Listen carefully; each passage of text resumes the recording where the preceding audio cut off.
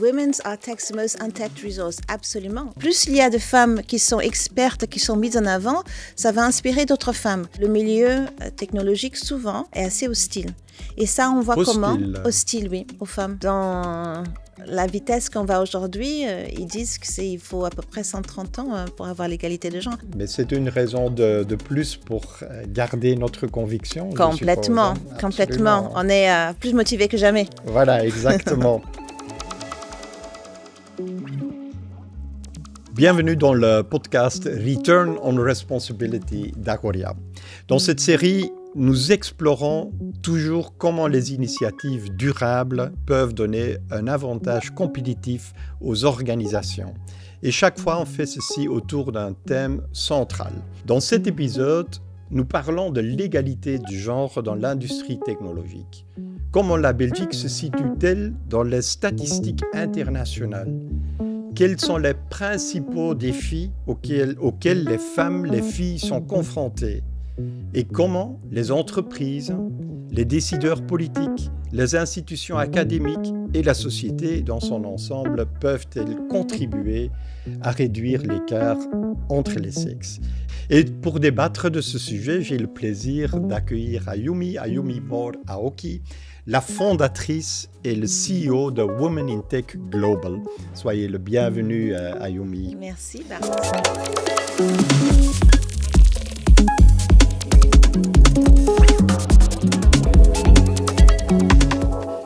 Voilà, vous avez fondé Women in Tech Global en 2018 pour renforcer la position des femmes et des filles dans le monde et combler l'écart entre les sexes dans le secteur technologique. Vous êtes experte en égalité de genre chez l'UNESCO. Vous êtes diplomate, tech diplomate, et vous avez aussi créé votre organisation, le Tech Diplomacy Forum, et elle œuvre pour l'inclusion numérique et la coopération internationale dans le secteur technologique. Donc, démarrons tout de suite. Ayumi, vous avez fait une manifeste et votre manifeste s'ouvre en fait sur une phrase assez forte, je trouve. Women are tech's most untapped resource. Comment on doit comprendre tout ça? Alors, merci déjà de m'accueillir. Je suis ravie d'être ici. Women's are tech's most untapped resource, absolument. Quand on sait que la moitié du monde, de la population, elle est féminine. Absolument. Et qu'aujourd'hui, on n'a qu'environ entre 20 et 25% des femmes dans le milieu de la technologie. Donc, on voit, et qu'on cherche surtout des talents dans ces milieux, on voit que les femmes, c'est vraiment là les ressources les plus qui ne sont pas encore exploitées. Dans le sens où on a besoin de chercher ces talents dans le milieu, parmi les femmes, pour combler l'écart. C'est absolument vrai. Et en Belgique, il y a du boulot aussi, hein, en fait, parce que, comme vous l'avez déjà mentionné, seulement 21% des professionnels du secteur technologique sont des femmes. En leadership, à peine 19%. Dans le secteur des TIC, bien sûr, les femmes gagnent en moyenne 12% de moins que leurs collègues masculins à compétences égales. Là, la Belgique se distingue par ses progrès dans la réduction de cet écart. Parce que là, on atteigne la deuxième place après l'Espagne. Donc ça, c'est quand même positif. Et même au niveau leadership, je trouve que c'est pas mal, 19% de femmes dans le leadership. La moyenne, moi, je dirais, c'est 10%. 10%? Oui. C'est une triste moyenne, mais c'est une moyenne quand même qu'il faut faire. Et donc, qu'il y ait 19% des femmes dans le leadership, je trouve que c'est pas mal. Et comment vous regardez la Belgique? Parce que vous voyez beaucoup de pays dans le monde. Comment vous positionnez la Belgique? Alors, la Belgique, elle n'est pas dans le top, mais ce n'est pas non plus le plus mauvais élève. Moi, je dirais que c'est un peu dans la moyenne. Je pense qu'au niveau européen, peut-être c'est en 22e place. Ça dépend aussi quels sont les critères qu'on regarde dans les datas. Mais c'est un peu la moyenne européenne. Donc, je pense qu'hier, nous étions au Women in Tech Europe Awards. Il y avait Madame la ministre qui disait que les derniers chiffres sont de à peu près un peu plus de 17% des femmes dans les milieux technologiques. Et donc, la moyenne, par exemple, en France, c'est 22%. D'autres pays, c'est 20%. Ça ne change pas énormément. Il n'y en a pas un vraiment qui est à 50%, qui a vraiment atteint l'égalité complète. Hein. Mais est-ce qu'il y a des pays ou des régions qui sont plus en avance et comment on peut s'inspirer Alors, dessus? oui et non. Moi, Oui je et dirais que oui, chaque région, il n'y en a pas un pays vraiment dans le monde qui a trouvé la formule exacte, qui est parfaite. Donc, il y a beaucoup de travail à faire et c'est pour ça aussi que nous sommes dans le monde entier. Mais par contre, selon la région, les problèmes ne sont pas les mêmes. Et je vous donne un exemple. Par exemple, en Europe, on a un vrai déficit des femmes, des jeunes filles, des jeunes femmes étudiantes. Donc, il y a moins de 20% des femmes qui vont dans ces milieux-là. Si on regarde l'Afrique du Nord ou les pays de Moyen-Orient, là, ils ont énormément de femmes qui sont dans les milieux STEM. Des exemples, par exemple, que ce soit l'Arabie Saoudite, que ce soit la Tunisie, que ce soit les Émirats arabes, il y a presque plus de femmes ingénieures que d'hommes ingénieurs dans ces régions. Donc plus de 50%. Il y a beaucoup d'ingénieurs civils là. Oui, énormément. On se dit, waouh, super, il y a beaucoup. Donc, mais par contre, ces femmes-là, enfin, une grande majorité ne poursuivent pas leur carrière. Donc, quand on va regarder les milieux professionnels, les chiffres sont quasiment égaux entre ces pays-là et l'Europe ou le reste du monde. On est à une femme sur 4 ou sur 5 qui sont dans les métiers. Et pourquoi il y en a tellement de plus dans ces régions des femmes qui étudient ingénieurs civils, par exemple? C'est une bonne question. Déjà, ils ont des universités vraiment féminines et puis masculines. Et puis, ce sont des excellentes universités. Et ce sont des métiers, enfin des études qui sont très valorisées. Donc, je pense qu'il y a beaucoup qui choisissent en tout cas cette voie-là.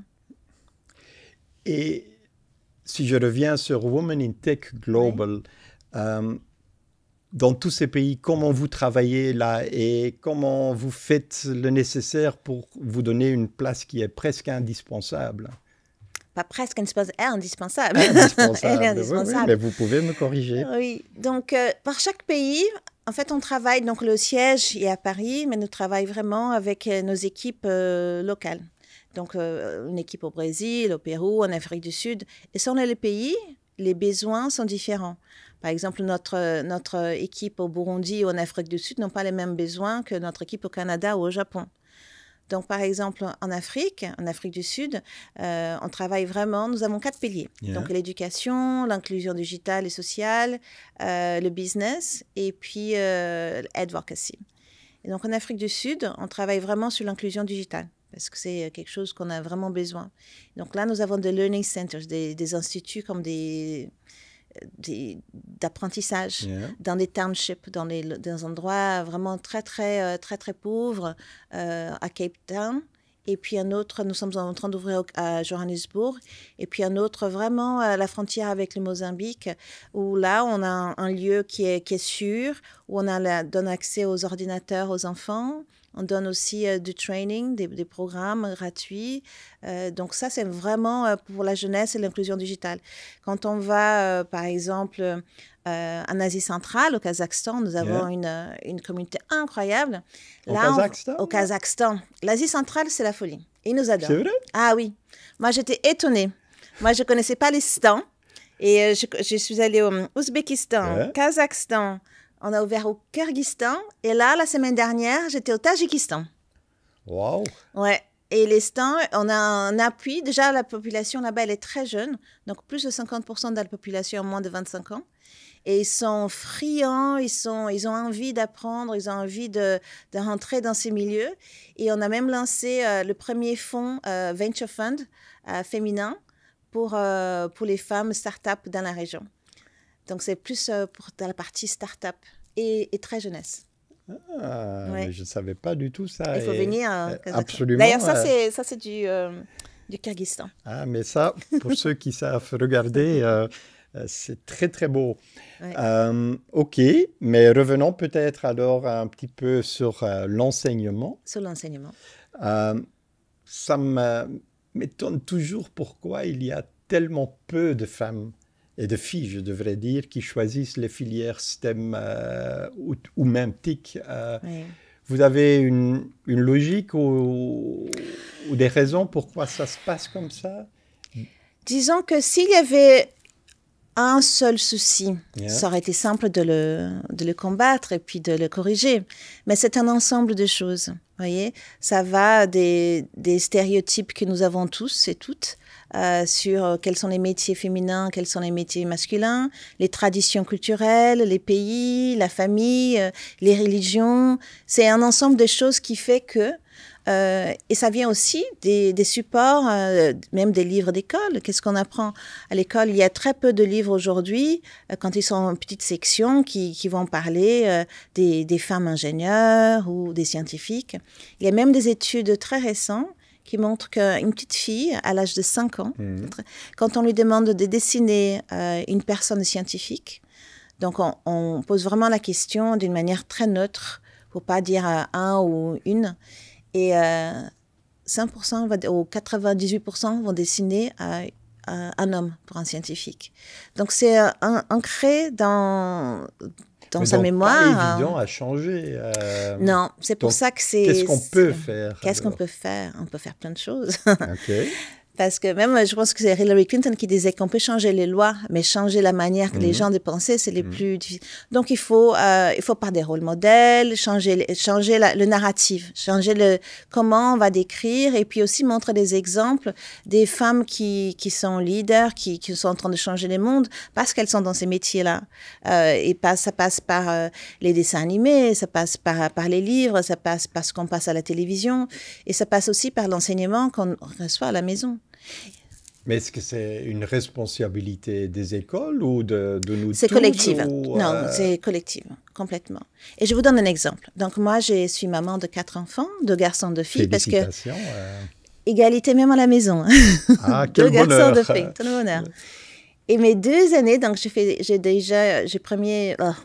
d'abord, j'ai eu un garçon et puis ensuite la fille. Et mon garçon, quand il était à l'âge de choisir sa filière, tout de suite, il est allé en classe scientifique. Et ma fille, qui avait 3 ans de moins, pourtant je suis woman tech à la maison. Absolument, ouais. Et elle ne savait pas trop quoi faire. Elle s'est dit, bon, peut-être que je devais faire droit ou tout ça. Je dis, va dans la carrière scientifique. Après, tu choisiras. Elle dit, non, maman, parce que comme ma professeure m'a dit que j'étais forte en classe, enfin, une très bonne note, elle m'a dit que je devais faire soit du droit parce que c'était mieux pour moi. Donc, en fait, il y a même à l'école, même si à la maison, je dis quelque chose, vous savez, l'influence qu'il y a à l'école et puis la famille autour, elle est très importante. C'est pour ça aussi que, par exemple, en France, en juillet, nous avons commencé, c'était un pilote, de faire un bootcamp avec les jeunes lycéennes entre 14 et 16 ans et un parent. Parce que si on peut convaincre ou ouvrir les portes pour les jeunes filles, mais si à la maison, elles ne sont pas appuyées, soutenues par les parents, en fait, il y a tous les efforts, il y en a un grand pourcentage qui n'aboutit pas. Et pareil pour les écoles. Non, mais donc tout à fait. Voilà.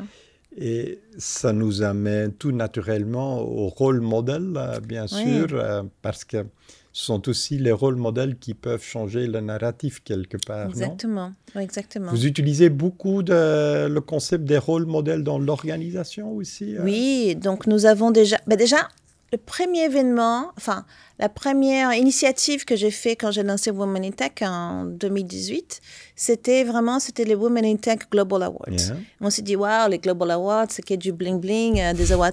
Mais non, en fait, la raison, elle est très spécifique, c'est qu'il fallait, dans le monde entier, identifier, reconnaître et propulser sur l'avant de la scène les femmes qui sont incroyables, qui sont en train vraiment d'être les leaders dans leur métier et dans leur monde, pour faire des rôles modèles. Absolument. Parce que plus il y a de femmes qui sont expertes, qui sont mises en avant, ça va inspirer d'autres femmes.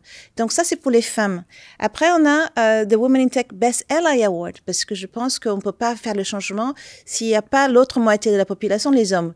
Tout ce qu'on fait, en fait, il faut qu'il y ait, qu'on soit convaincus. Nous, on est convaincus, mais que les hommes aussi soient convaincus et qu'ils nous aident à faire ce changement. Donc, quels sont les best allies? Quelles sont les personnes qui sont en train de nous aider à faire ça? Et puis, troisièmement... Donc, les hommes peuvent être des rôles modèles aussi? Aussi, moi, un des plus grands rôles modèles pour moi de toute ma vie, c'était Nelson Mandela. Pour moi, c'est un homme. Et moi, j'ai grandi en Afrique du Sud. Quand j'étais là-bas, il était encore en prison. Moi, la façon dont il a su faire le changement d'une manière pacifique, vraiment pour l'éducation, pour faire The Rainbow Nation qui est aujourd'hui, pour moi, c'est un exemple. Et revenant aux awards, la troisième chose qui était importante, c'est qu'une des catégories des awards, c'est le Most Impactful Initiative Award, l'initiative la plus impactante. Parce qu'on s'est dit qu'au début, pour commencer, on n'a pas besoin de réinventer la roue, comme on dit. Non, oui, tout à fait. Donc, si on arrive à identifier les initiatives dans le monde entier qui sont en train d'avoir un vrai résultat, des vrais impacts, au lieu de refaire, on va apprendre de comment ils ont fait, on va les amplifier et on va les répliquer partout. Et donc, c'est beaucoup plus effectif. Très, très, très belle initiative. Merci. Mais à côté de l'éducation, il y a aussi le marché du travail, bien sûr. Oui. Là, il y a quand même aussi des obstacles, je pense, que certaines femmes peuvent rencontrer. Qu'est-ce que vous voyez comme obstacles et solutions, peut-être aussi? Alors, des obstacles, il y en a beaucoup, mais... malheureusement. Oui, malheureusement, parce que sinon, on n'aurait pas les chiffres que nous Absolument. avons. Donc, une moyenne, ça varie entre 20 et 33% selon la région du monde. Moi, je disais que ça commence déjà, le pipeline, il y a moins de filles qui sont graduates, donc il y a moins qui vont là-bas. Mais aussi, le milieu technologique, souvent, est assez hostile. Et ça, on voit comment? Hostile, oui, aux femmes. Oh, ça, c'est une expression forte. C'est une expression forte, oui. Oui, j'aimerais bien ne pas l'utiliser, mais quand on regarde les chiffres de rétention, pour chaque homme qui va dans le milieu et qui sort, qui décide de partir, il y en a le double pour des femmes. C'est vrai? Oui. Donc, pour un homme qui part, il y en a 2 qui partent des femmes. Donc, quelque part, ça montre aussi que c'est un milieu où on peut... Encore une fois, c'est un peu génératif. Qu'est-ce que les entreprises peuvent faire pour corriger ça? Qu'est-ce qu'elles peuvent faire? Donc, déjà, embaucher plus de femmes. Et comment on peut faire ça? Via via des offres d'emploi qui sont vraiment... qu'on vérifie qu'il n'y ait pas des billets dans ça. Là, l'intelligence artificielle pourrait aider ou pas? Oui et non. Excusez-moi parce qu'on a eu des exemples dans le passé. Par exemple, Amazon, il y a quelques années, qui avait fait une plateforme de recrutement basée sur l'IA pour ne plus avoir ce type de biaisé. Mais en fait, comme toute l'IA, elle est nourrie par les datas. Et comme les datas, elles sont biaisées elles-mêmes, et du coup, l'IA, ça ne fait qu'amplifier. Donc, à part si on a des datas qui sont vraiment propres et qu'on puisse mettre des algorithmes pour corriger les biais qui y sont, c'est possible. Mais il faut vraiment faire très attention. Parce que, dans les expériences passées, ça n'a pas abouti. Aujourd'hui, heureusement, les choses sont en train de d'évoluer. Donc, il y a d'autres applications qui sont meilleures et que j'essaye de voir. Il y a quand même plus d'attention, je pense, pour cette problématique. Il y a dans certains, mais en même temps, aujourd'hui, dans le monde, on est en train de revivre un backlash assez important sur la diversité et des genres. Donc, les initiatives, malheureusement... Vous avez raison aussi, là, absolument. Oui. Mais c'est une raison de plus pour garder notre conviction. Complètement. On est plus motivés que jamais. Voilà, exactement. Peut-être pour terminer ces petits sujets autour du marché du travail, on parle aussi beaucoup des femmes dans des positions de leadership et qui parlent de positions de leadership parlent aussi de quotas. Oui. Vous êtes un fan des quotas pour les femmes? Je ne dirais pas que je suis fan de ça, parce que j'aimerais qu'on n'a pas besoin de quotas, tout simplement. Si les choses étaient plutôt égalitaires, on n'aurait pas besoin. Mais je pense que parfois, il est nécessaire. Il est nécessaire parce que je trouve que ça, c'est pas normal et surtout, c'est pas très intelligent d'avoir une si peu de représentation féminine dans les sociétés. Et donc, s'il faut passer par des quotas, au moins au début, pour pouvoir pousser les gens, les sociétés à embaucher plus de femmes, oui, je pense que c'est important. Et puis après, ça vient naturellement. Et ça s'est démontré vrai dans plusieurs milieux, que ce soit politique, que ce soit dans le gouvernement comme au Kosovo. Au début, ils ont mis des quotas pour avoir plus de femmes parlementaires, moins 30%. Aujourd'hui, ils ont dépassé ça largement d'une manière très organique, très naturelle. Donc au début, c'est compliqué. mais après, ça devient naturel. Donc, c'est accéléré et après, accéléré, on peut oui, adoucir exactement. un petit peu. Oui. OK, non, clair. Women in Tech, ça fait maintenant 7 ans que vous existez? Ouais, ça va commencer à être presque 8 ans maintenant. Presque 8. Presque 8, voilà. ouais. Quand considérez-vous que votre mission sera accomplie Alors déjà, quand on n'aura si plus un besoin jour... de Women in Tech, moi j'adorerais de pouvoir changer de nom parce qu'on n'a plus besoin. Mais dans la vitesse qu'on va aujourd'hui, ils disent qu'il faut à peu près 130 ans pour avoir l'égalité des genres. Oui, Mais bien sûr, oui. on ne veut pas attendre si longtemps. Mais on s'est fixé un objectif très, très précis qui était d'impacter 5 millions de femmes d'ici 2030. Impacter. Et ça veut dire quoi, impacter. Donc, on a des...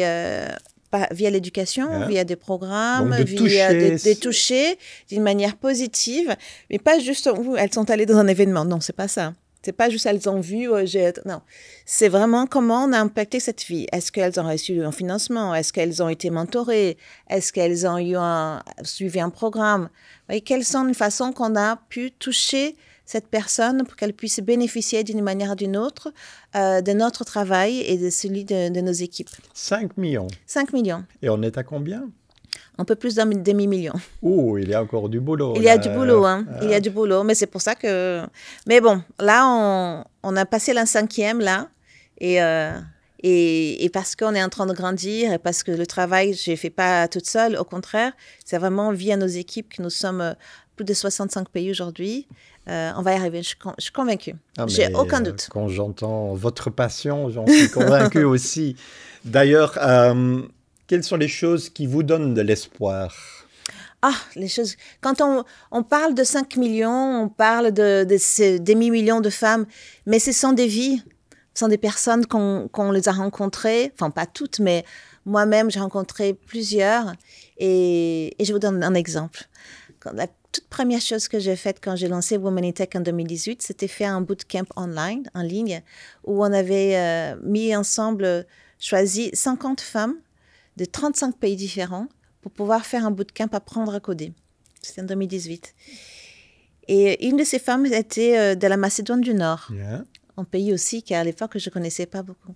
2 ans après, donc ça c'était en fin 2019, on était en train d'ouvrir le chapitre en Macédoine du Nord, à Skopje, et je me souviens très bien en train de parler de notre travail, et je vois une petite main qui s'élève, et cette main c'était de Gina Damjanovic, et elle a dit, moi j'étais une des femmes qui a fait ce bootcamp. Et elle travaillait dans un hostel avant. Et grâce à ce bootcamp, elle a eu le courage, elle a continué à faire ses études, elle est devenue front-end developer. Et en 2019, elle était à 1 semaine de commencer son CDI, son travail plein temps, en tant que front-end developer. Fast forward à aujourd'hui, encore il y a 2 ans, elle est devenue directrice d'un grand groupe de sociétés de IT en Skopje. Et aujourd'hui, elle est mentor pour d'autres femmes dans la technologie. Elle a même fait un tatouage Women in Tech. Et donc, en fait, quand on sait qu'on change de vie, en Afrique du Sud, au Burundi, quand il y a des femmes qui, après 2 ans, elles ont fait des programmes, elles ont appris, elles ont du travail, elles arrivent à nourrir leurs enfants, à avoir une maison et sortir de la pauvreté, de la misère et du cercle vicieux. Pour moi, ça me donne tout le courage du monde parce que c'est comme ça qu'on va arriver. C'est super. Quelle belle histoire pour presque aboutir aux fins de notre épisode. Mais chaque épisode, on termine avec le pitch. Le pitch de 1 minute. D'accord. Et on va vous demander aussi une question à quoi vous pouvez répondre dans 1 minute. Donc, pour vous, la question de 1 minute, c'est de nous expliquer ce que les entreprises du secteur technologique doivent faire pour réduire l'écart entre les sexes et donner, bien sûr, plus d'opportunités aux femmes. Donc, 1 minute pour vous. Déjà, c'est une valeur absolue, incroyable et importante d'avoir plus de femmes au sein de votre société, du talent, de la bienveillance, de l'intelligence et surtout, c'est un vrai atout pour avoir ces équipes diversifiées. Comment les acquérir? Soyez authentiques et vraiment chercher à faire que la culture d'entreprise soit ouverte et qu'elles veulent avoir plus de femmes, parce que ça ressent. Donc, que ce soit dans les politiques de recrutement, que ce soit dans la culture interne, que ce soit dans la transparence des salaires, que ce soit dans la politique de congé maternité, de flexibilité des horaires de travail et aussi de diversité de culture interne, qu'il n'y ait pas d'harcèlement, qu'on soit inflexible sur toutes ces notes-là, c'est d'une importance cruciale et c'est la manière la plus intense, je dirais, de pouvoir recruter du talent féminin et que votre société puisse grandir et performer. Très inspirante, Ayumi. Un grand merci pour être parmi nous, mais aussi moi, j'ai appris quelque chose. J'ai appris beaucoup de votre passion, bien sûr, des belles histoires, mais aussi le rôle que chacune de nous peut avoir pour vraiment changer le narratif. Et je vous promets, je vais faire ma contribution à moi aussi. Merci beaucoup. Mais si ces messages, vous avez compris, pour moi, c'est le plus important. Parce c'est très simple de dire à tout le monde, oui, il faut que les gouvernements fassent plus, les écoles fassent plus, les entreprises fassent plus, mais ça commence par soi. On peut tous faire quelque chose. On peut tous faire quelque chose. Et voilà, nous arrivons donc avec enthousiasme, avec passion, avec conviction à la fin de cet épisode. À très bientôt pour le prochain.